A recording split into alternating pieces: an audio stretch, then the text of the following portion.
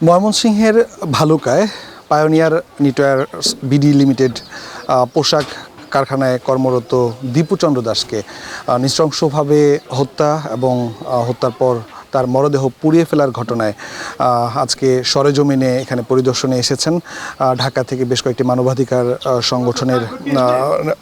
সংগঠনের সদস্যরা। এখন আমরা রয়েছি এখন এই মুহূর্তে ময়মনসিংহের তারাকান্দা উপজেলার যে দীপু চন্দ্র দাসের বাড়ি রয়েছে সেই বাড়িতে আজ এখানে নাগরিক কোয়ালিশনের পক্ষ থেকে বিশ্ববরেণ্য যিনি ফটোগ্রাফার রয়েছেন শহীদুল আলম এসেছেন এবং তার সাথে আরও বেশ কয়েকজন তার সফরসঙ্গী হয়েছেন। আমরা আসলে সকাল থেকে এখানে কথা বলার চেষ্টা করেছিলাম এখানকার স্থানীয় যারা রয়েছেন নাগরিক সংগঠনের নেতৃবৃন্দ।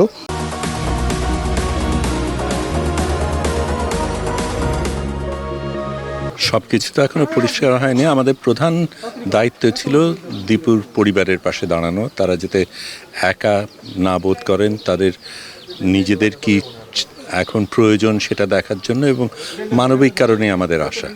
তার বাইরে এটা প্রতিষ্ঠিত করার প্রয়োজন রয়েছে যে বাংলাদেশের নাগরিকরা এই ধরনের পরিস্থিতি, এই ধরনের নৃশংসতা, এই ধরনের হত্যা কোনো কালই কারো বিরুদ্ধেই গ্রহণ করবে না, এবং এটার প্রতিবাদে এসেছিলাম, ন্যায় বিচারের আশায় এসেছিলাম, এবং তারা যে আরও যে অন্যরা তাদের পাশে আছে সেটা দেখানোর জন্য।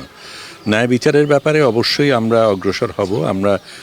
আমরা তো সেরকম অনুসন্ধানকারী প্রতিষ্ঠান না, কিন্তু বিচার যাতে হয়, এটা ধামাচাপা যাতে না পড়ে, রাজনৈতিক কারণে, রাজনৈতিক স্বার্থে যাতে এটা অন্যদিকে মোড় না নেয়, সেটা আমরা দেখতে চাই। বাড়ির সবার যে বিধ্বস্ত অবস্থা দেখলাম, আর নিরীহ, অত্যন্ত নিরীহ মানুষ বিধ্বস্ত, এবং তাদের এই কোলের ছেলেটাকে হারিয়ে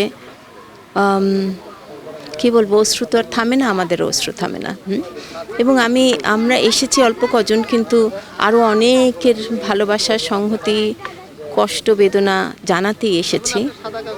আর আমি তো সরকারের ব্যাপারেই বলবো যে সরকার পরপর এতগুলো ঘটনা ঘটলো, এত ভয়াবহ ঘটনা, যা কিনা খুবই স্পষ্টতই মনে হচ্ছে যে বাংলাদেশে একটা গৃহযুদ্ধ লাগার মতো একটা পরিস্থিতি। সেখানে সরকারের এটা কি শুধুমাত্র আমরা নির্বিকারত্ব বলবো নাকি ভিন্ন কিছু, এবং অবশ্যই সরকারকে দায়ী করব।